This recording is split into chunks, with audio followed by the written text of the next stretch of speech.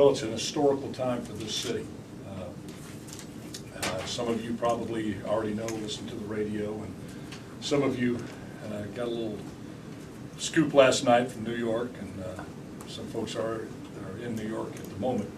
But a major step forward in the resurrection of Running Horse and the revitalization of a segment of our town that I've grown to love so much, Southwest Fresno, has occurred with the signing of an APA between the Trump organization and the Running Horse team led by Mick Evans, Harry Pascuzzi, and the other teammate Riley Walter, who was so instrumental in steering this thing to where it is right now.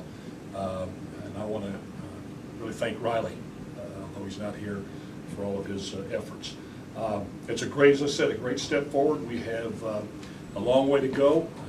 We're hoping that the bankruptcy proceedings will proceed smoothly, that the judge will understand what this means to this city, and also the fact that the team has come together, meaning the Running Horse team, the Trump organization, and the city of Fresno. There are 3 council leaders here in exceptional leadership, Representative Ron Chong, Henry Correa, and Jerry Duncan.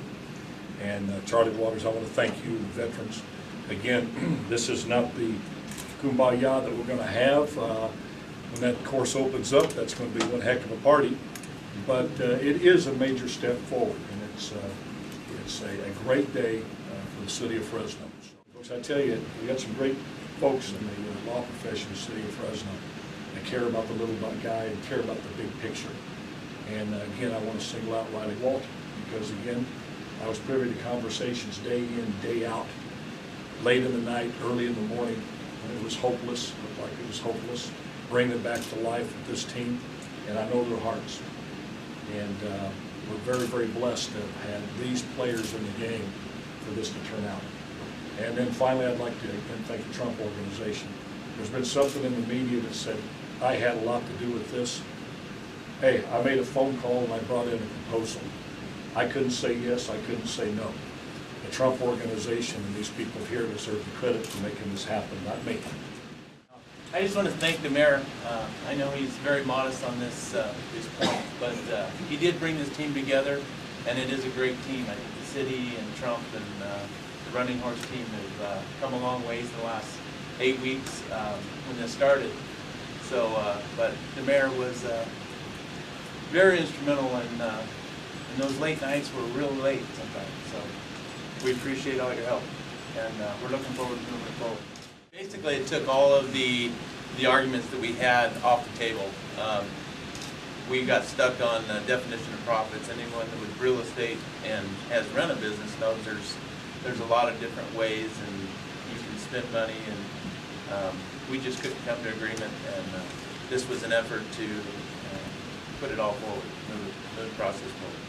Does this mean less money for the creditors than you originally had on the table with the $40 million? Well, I would say that it could be, but there's definite $30 million rather than a maybe $40 million. There's other companies looking at it still. They have not come to the table with a cash deposit yet. There'll be bidding procedures put before the court, and they'll have to go along with those. I'm not the bankruptcy guy that can tell you how all that works, but I do know that they will have the opportunity to show up that day. The deposit?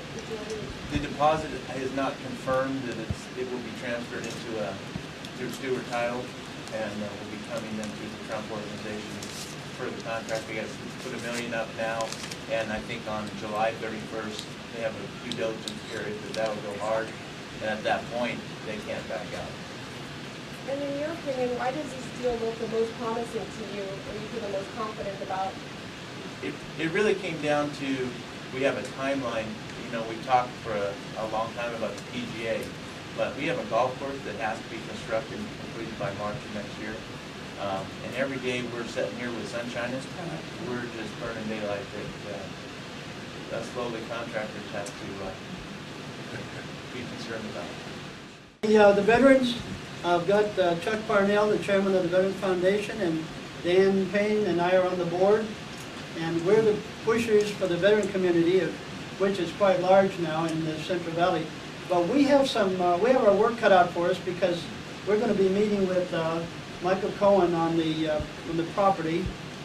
One of the things, as you all know, is we had to agree to move the property from the playing ground to the golf course. And we're going to look at this very seriously and very in depth.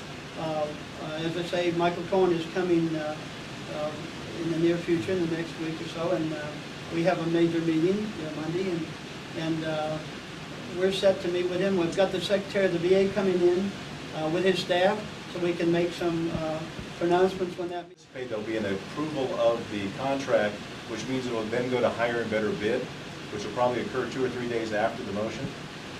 Whoever is the highest bidder at that procedure will be determined to be the highest bid and then taken back to the bankruptcy court for final approval. And about 11 or 10 days later, then there'll be final close of escrow. So it's about a 45-day process before the property is actually turned over and dirt will be turned. Mr. Trump mentioned that his vision is bigger than running courses, bigger than a golf course. And then today we hear the possibility of a hotel here in downtown Fresno. What can you speak to about that? Well, that's been talked about, and I just have to leave it at that for right now, but we're very excited. The council team, myself, we're all one team, and we're really looking forward to delving into that with the Trump organization. And that's one of the exciting things, again, when you try to measure offers, when you compare offers, at least from a city perspective, is what's your history and investment. And their history is not only doing one project, but they go into a community and invest in many, many places. And also you have a fellow that, if I understand, just the other day went in for a charity and raised $1.2 million. You know, that's when he embraces a community. And I will tell you this, in conversations with Donald Trump, I was really struck by his commitment and genuine affection for Fresno. He has read every single email that's come. He reads the articles. He loves his community. Now, he's a businessman, you know that, but there's something about this community that's touched him and his organization. I firmly believe that. Now, that doesn't mean they're not going to try to drive a hard bargain on everything. That's good business. But I do believe that he sees the bigger picture and wants to be a part of Fresno, the new frontier. I mean, we are the last